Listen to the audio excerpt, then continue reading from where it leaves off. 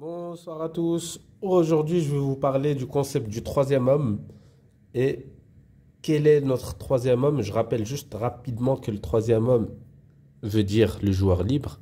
Quel est le joueur libre que nous allons trouver?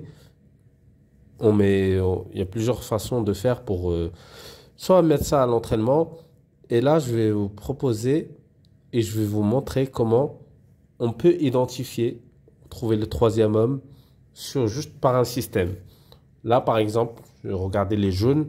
Les jaunes sont dans un système 3-4-3. Donc, nos hommes libres sont le piston gauche et le piston droit. Je vous explique rapidement pourquoi.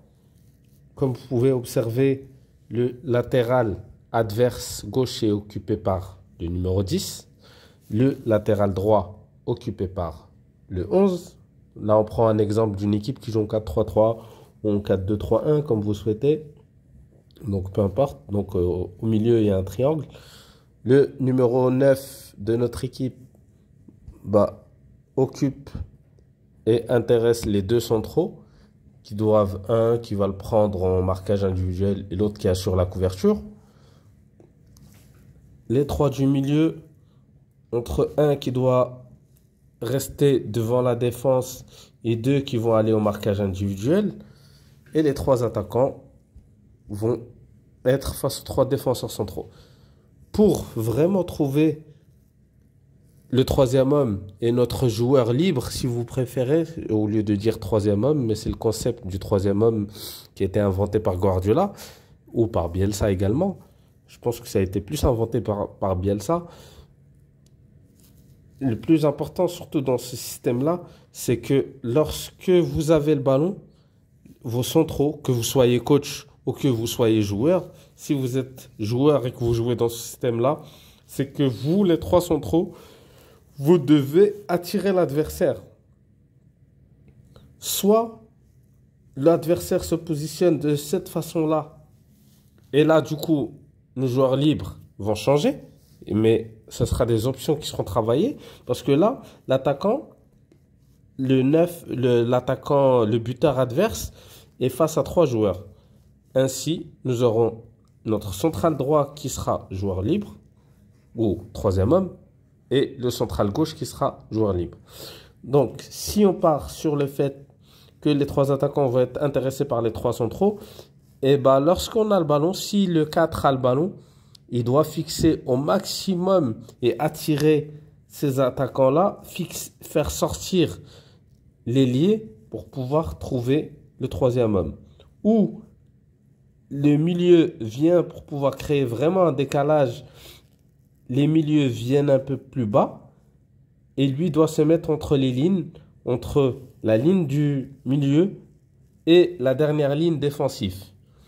Ainsi, soit, si on prend ce côté-là, le numéro 4 trouve directement le numéro 2, soit le gardien observe la situation et lorsqu'on le touche, joue sur le 2, soit sur une pression, il est en pression, il ne peut pas jouer là car le 9 fait ce qu'on appelle une pression avec, il sort sur le pressing mais avec une course arrondie, donc il ferme la passe, interdit cette passe-là, il ne peut plus faire la passe ni au gardien ni à notre central. Le 4 ne peut pas également toucher l'autre central de ce côté-là. Et là, il a plusieurs solutions. Soit il essaye de travailler et toucher le 2 sur un jeu long, ou il essaye de bien s'appliquer sur la passe pour pouvoir trouver son piston, soit il utilise un relais, il passe par son milieu de terrain. Si cet angle-là est ouvert, si par exemple on part sur le fait que là la course ça sera de ce côté-là, il ferme la passe vers le piston, on passe par le 6. Le 6 trouve le 2.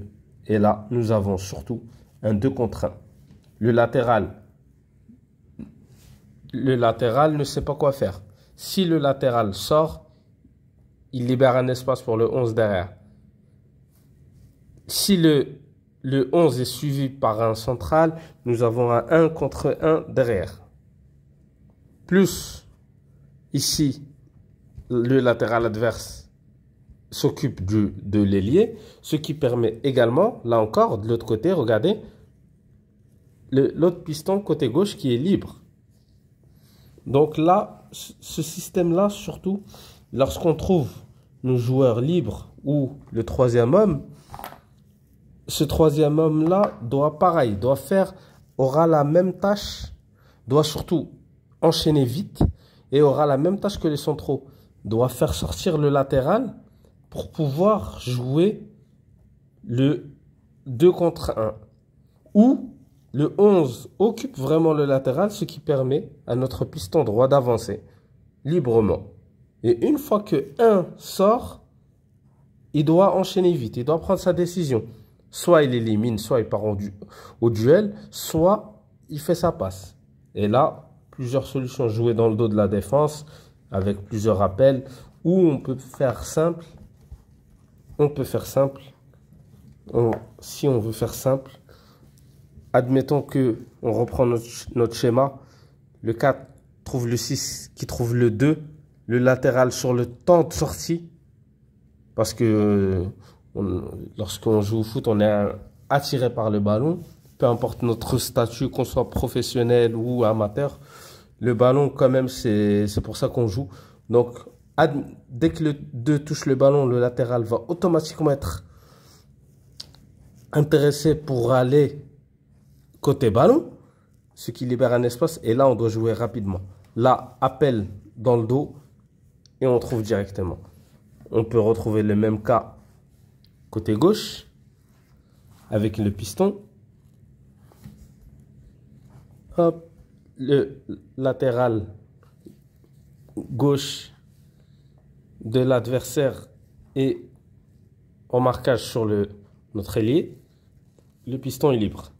Soit on le trouve d'une manière directe, du gardien ou du 5 ou du 7, soit pareil, par un relais. On passe par un milieu de terrain et on trouve notre joueur libre.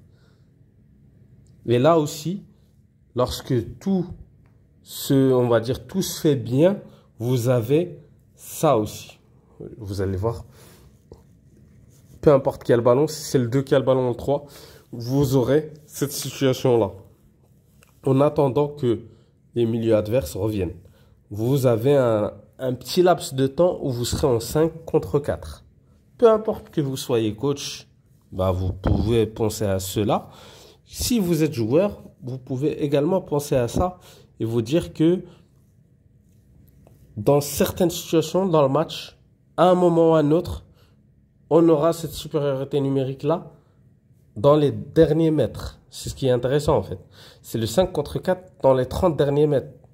Et là, c'est égal à un but ou à une réelle occasion de but. Voilà, donc je récapitule rapidement. Dans le 3-4-3, nos joueurs libres ou nos troisième hommes sont les pistons, le 2 et le 3.